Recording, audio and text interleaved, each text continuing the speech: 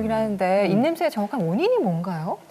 실제로 대한치과의사협회에서 말한 것처럼 90%의 질환은 실제로 구강에서 나는 질환이 맞습니다. 근데 이제 10명 중에 나머지 1명 같은 경우에는 자기 몸에서 이상 반응이 있어가지고 나오는 경우도 있거든요. 실제로 10명 중에 1명 같은 경우에는 자기 몸에서 보내는 적색 신호에 의해서 나오는 입냄새일 수도 있다는 거죠.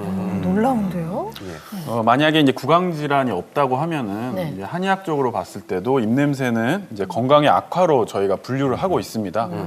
그래서 사람마다 입냄새도 조금씩 다르듯이 질병에 따라서 그 입냄새도 조금씩 다르게 나타납니다. 근데 두 분이 말씀하시는 구강 질환이라는 게 뭐 도대체 어떤 걸 얘기하시는 거죠? 예를 들어서 충치가 있거나 잇몸 질환이 있거나 치주염 같은 경우에 예를 들어서 편도나 부비동, 비염 이런 것도 다 구강 주변 질환이 90%고요.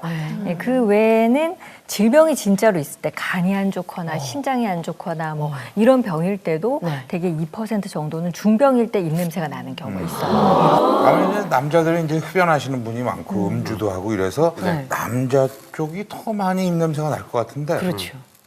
오히려 여성 쪽이 더 많다고 그래요. 아, 그래요? 그게 사실입니까? 여성 쪽이 또 많은 이유 중에 하나가요. 여성은 남성의 보다 다른 이유가 호르몬 변화가 많아요. 사춘기를 겪고 임신, 출산, 갱년기인데 이 호르몬 변화가 에스트로겐이라는 여성 호르몬이거든요. 여성 호르몬이 혈관 확장을 시켜주기 때문에 잇몸에서 혈관이 확장되면서요. 염증이 생길 수 있는 환경을 만들어주거든요. 그래서 이 배란기나 또는 임신했을 때 이 치주염증이 잘 생겨요. 그래서 이때 또 치료를 잘 안 하게 된단 말이죠. 그렇죠. 임신을 했으니까. 그래서 치료를 안 하다 보면 염증이 생기니까 잘 안 먹어요. 그럼 이게 바로 태아에 영향을 미쳐서 저체중아가 생길 수도 있는 거죠. 그래서 임신 말기가 되면 이게 염증이 더 심해지면서 농양처럼 이 고름집을 만들기도 하는 위험한 상황이 될 수도 있습니다. 말씀하신 것처럼 임신하고 나서 치과를 가는 게 아무래도 좀 걱정이잖아요. 그 전에 그냥 그 임신하기 전에 그냥 치과 치료를 다 받고 충치 치료 같은 걸 다 하고 이런 경우가 많은데요. 임신하고 나서 가도 되는 건가요? 보통 3개월이 지나고 나면 아주 안전한 시기가 다시 오거든요. 그래서 3에서 한 6개월 사이에 안정기 때 이렇게 편안하게 치료를 받으시면 되고요.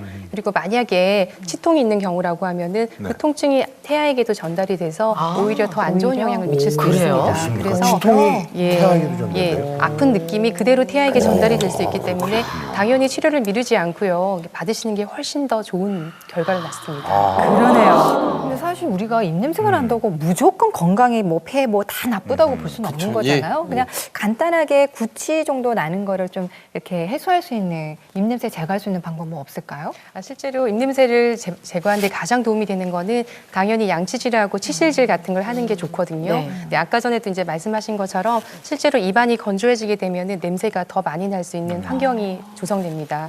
왜냐하면 냄새를 유발하는 게 아까 세균이라고 했는데 현기성 세균은 이제 공기가 더 많이 없거나 건조해질 때 훨씬 더 많은 냄새를 유발하게 되거든요. 가장 쉬운 방법 중에 하나가 물을 마시는 방법이고요. 그리고 그 외에는 섬유질 채소를 드셔서 입안 구석구석을 이렇게 청소할 수 있게 하는 이제 그런 걸 하시는 게 좋고요. 그 중에서 채소 중에서는 또 토마토가 사실 도움이 많이 됩니다. 토마토. 토마토 속에 아놀린 성분이라는 게 있어서 이제 항바이러스 작용을 해서요. 그래서 이제 앞으로 증식을 못하게 해주는 것도 있고요. 그 외에는 녹차를 많이 마셔서 녹차 속에 있는 또 타닌 성분이 있거든요. 그 성분이 세균이 조금 못 자라게 해주는 그런 역할을 하고요. 비슷한 것 중에 홍차가 있습니다. 그리고 요거트를 드시는 방법도 있는데 요거트도 다른 요거트가 아니라 설탕이 없는 플레인 요거트를 드시게 되면은 실제로 냄새를 유발하는 물질을 아예 없애주기도 하고요. 그리고 이거는 이제 바이러스가 아예 세균이 증식하지 못하게 하는 역할을 해주거든요. 아주 도움이 많이 됩니다. 조혜경 선생님